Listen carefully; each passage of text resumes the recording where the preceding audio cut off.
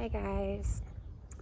I wanted to make this video because I'm reading this really good book. I've gotten through the first and second and third chapter, and I want to do another video doing the first chapter.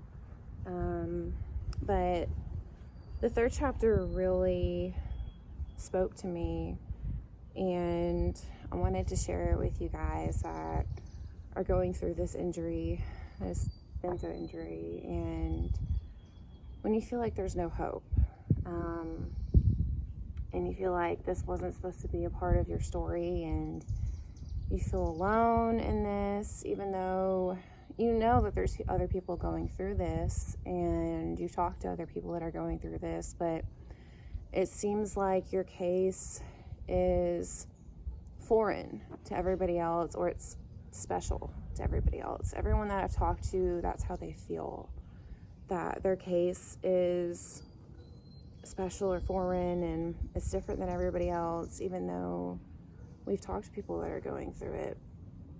And it can get really lonely, it can get really upsetting, and it's hard to see the positive some days, you know. And that's why I think I'm going to start doing chapters out of this book, because this book is amazing and it's awesome, and it really brings hope and positivity into your life, and it's just great.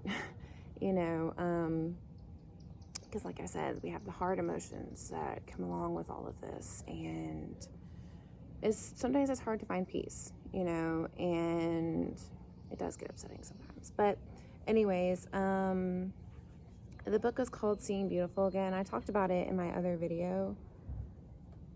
It's a really good book. If you're into books like this and you believe in God, I really recommend you getting it. It just came out, I think, a few weeks ago, but it should be in stock on Amazon. I got mine on Amazon. There's a lot of chapters in here, but each chapter is really short. They're not long chapters, they're devotionals. And I wanted to read chapter 3, and I'll probably do chapter 1 here in a few days. But, okay. Chapter 3 is called, I Don't Want This to Be a Part of My Story. Sorry, it's a bug. He gives me strength to the weary. He gives strength to the weary and increases the power of the weak. Isaiah 40:29. Dear God, please don't let this be part of my story. Quotation, ...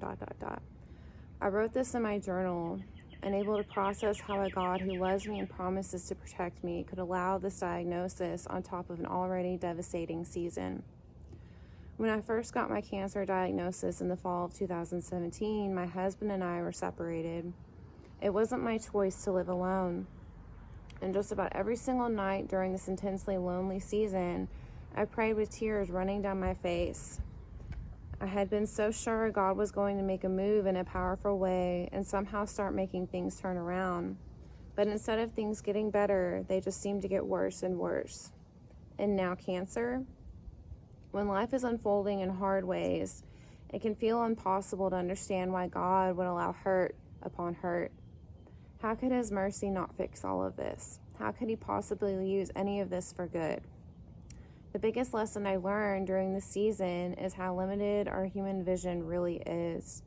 We see more and more unnecessary heartbreak, but God sees the exact pieces and parts that must be added right now to protect us, provide for us, and prepare us with more and more of His strength working through us. He can't always assume the broken pieces of our life circumstances are terrible and pointless.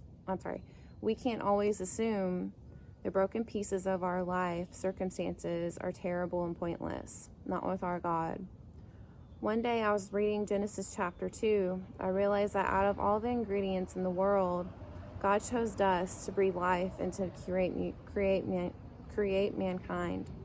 Immediately, I wrote in my journal how much this encouraged my heart and helped me realize something different about the circumstances of my life that seemed beyond repair and reduced to dust.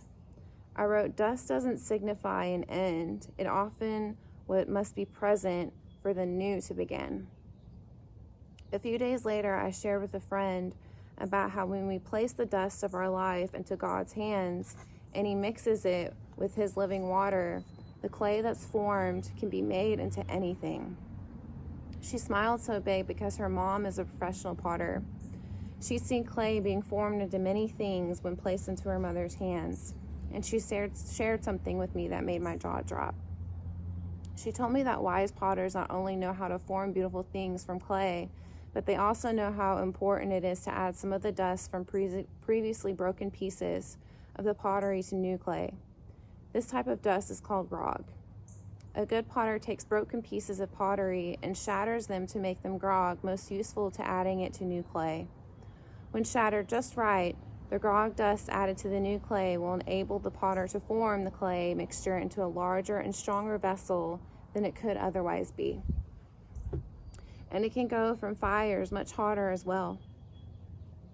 Plus, when glazed, these pieces end up having a much more beautiful artistic look to them than they would have otherwise.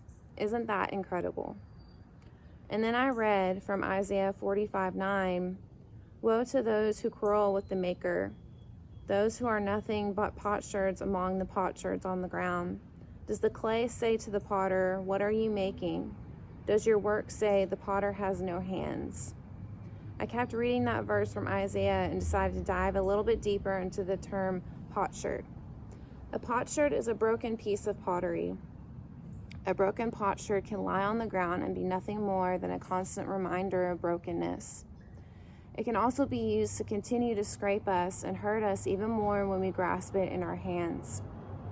Or the master potter can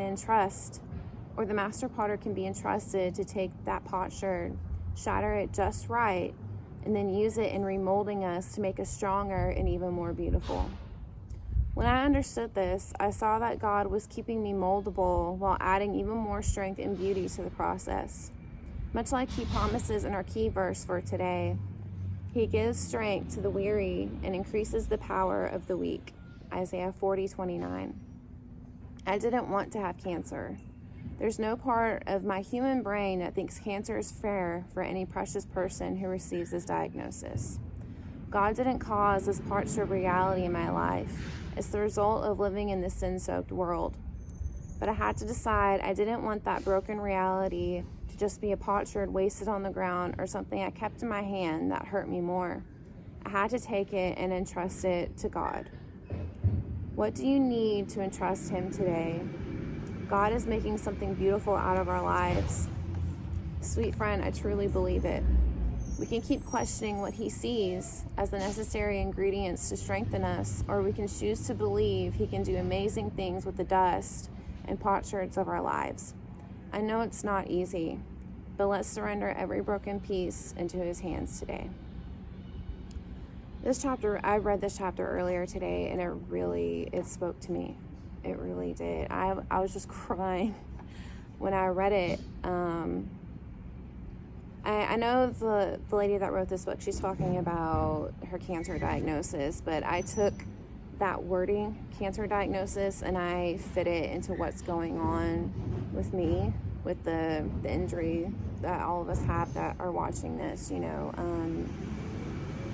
So even though what we're going through is really hard, and like it said in the chapter, we didn't want this to be a part of our story. God can use everything for good, and all the broken pieces that we feel are just left on the ground and forgotten. It's not forgotten. Sometimes we have to be broken to be in a better place and be better people, and God has a plan for everything that happens to us. And I just wanted to share that chapter with you guys. If it resonates with you or not, that's okay.